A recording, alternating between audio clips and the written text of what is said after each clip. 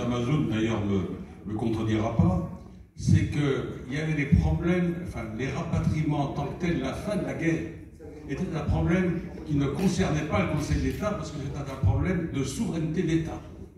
Et que donc, que le premier. Oui, c'est celui-là dont je parle. Le premier, c'était l'abandon. Oui, mais ça, c'est des problèmes. C'était le non-rapatriement. Et le troisième, c'était l'indignité de la réception et de l'accueil dans les camps. Et c'est pour ça qu'ils n'ont gardé que le dernier point. Que ça a été accueilli. Et le deuxième ne relevait pas, comme selon la formule du droit administratif, les instances de gouvernement. Voilà. Donc la conséquence, c'est que ça justifie l'histoire. Le non-rapatriement pouvait être un. C'est très important pour les harkis, le non-rapatriement. Tu les désarmes, tu les laisses là à la merci des gens qui ont combattu. Et bien qu'est-ce qui se passe? Ils sont foutus. Non, mais ça justifie l'histoire de la loi. Parce que si on pouvait se contenter de la justice du Conseil d'État, on n'aurait pas besoin de la loi. Si elle avait adopté les trois arguments. Ah non, parce que là, il y a le problème du forfait. C'est ce qu'on disait aussi tout à l'heure. Il y a 15 000. On ne peut pas se contenter de la justice parce qu'il faudrait à ce moment-là que chacun fasse un recours, alors qu'une loi, elle concernerait tout le monde. Et puis, l'État a laissé passer 2 ou 3 décisions parce qu'il y a eu l'arrêt d'Amazon. C'est la grande différence entre eux. Il y a eu un autre arrêt qui a fait droit aussi. La loi. Après, ils ont opposé la prescription quadriennale à tous les autres. Alors, la loi, elle statue erga omnes, ça veut dire à l'égard de tous. Et le jugement, seulement inter partes, ça veut dire entre les parties. Donc, moi, on a raison de dire, ben oui, il faudrait que chacun y aille, alors, devant les tribunaux. Alors que la loi range pour tout le monde. À ce moment-là, si certains veulent faire une action en justice, on ne pourra plus leur opposer la prescription quadriennale. Voilà. Est-ce qu'il y a une question pour Isabelle ou pour Denis ou pour... Alors attendez, je ne sais pas qui... Vous nous avez mis, mon frère Monde, 3 intervenants, donc restons à essayer de leur poser des questions. Je pense que c'est demain, et là je parle à mon frère, là, et il faut attendre demain, Inch'Allah, pour pouvoir poser des questions aux élus, pour essayer de savoir comment on peut résoudre le problème. Et je suis entièrement d'accord avec toi, puisque moi, je suis passé par les camps. Moi, j'ai jamais été à l'école jusqu'à l'âge de 9 ans. Et j'étais en Algérie. Je suis venu beaucoup plus tard que les gens.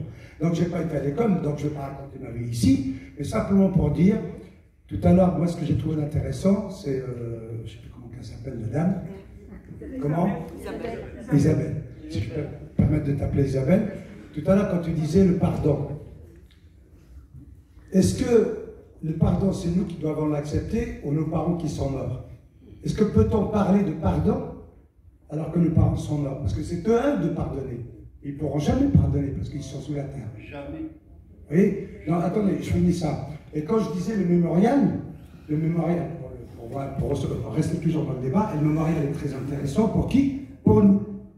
Tous les enfants qu'on subit. Vous voyez, nous, ce matin, on a été visiter les 11 petits garçons qui sont morts.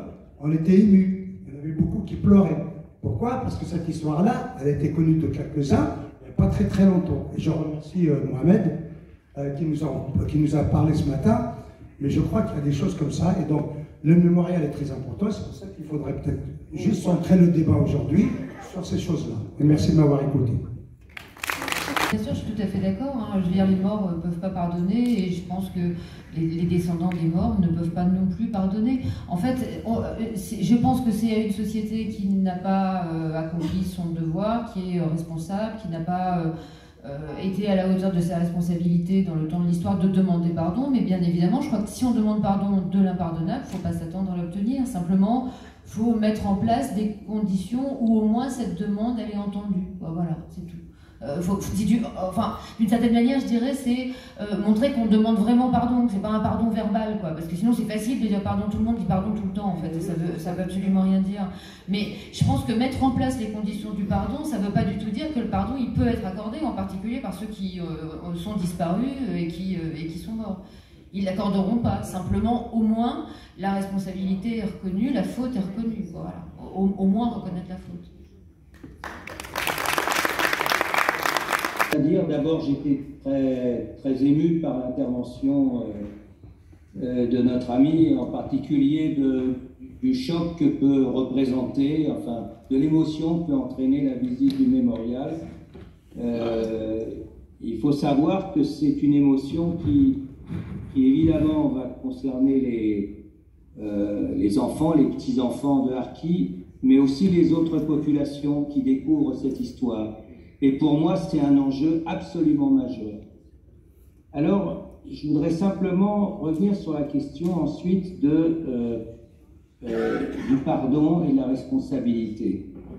Et je ferai un parallèle avec le discours du président de la République sur le Rwanda.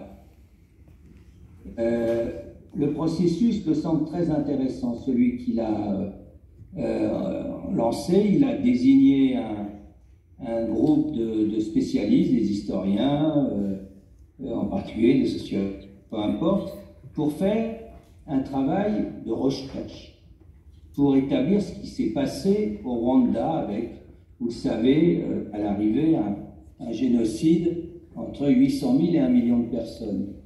Donc une horreur absolue.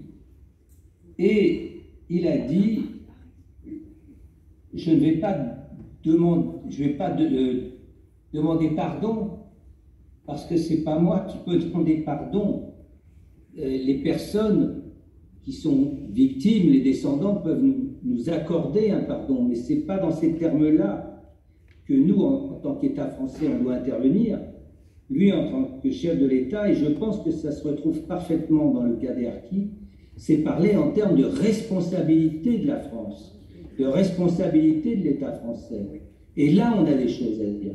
Et je pense que si nous, on arrive à se battre sur ce terrain-là, et si les associations arrivent à se battre sur ce terrain-là, ça sera beaucoup plus productif que raisonner en termes de nous exigeons une parole de pardon et une demande de pardon. Si c'est pas, ça sera beaucoup plus fort et c'est beaucoup plus efficace de demander à ce qu'on connaisse et que cette histoire soit diffusée à un plus large public, que ça se retrouve dans les manuels scolaires, que ça se retrouve dans les films de la télévision, enfin, etc., etc., et que ça se retrouve, bien entendu, dans les mémoriaux. C'est comme ça qu'on arrivera à avancer, beaucoup plus qu'à un combat au nom du pardon, parce que ça ne se fera pas dans ces termes-là, me semble-t-il. Hein. Merci, Denis. Mais que la comparaison avec le Rwanda n'est absolument pas valable, car l'État français n'a pas été le seul État à essayer d'éviter les tueries qui se sont passées. Ça ne change rien à la qualité de votre raisonnement sur ce qui concerne les Harkis.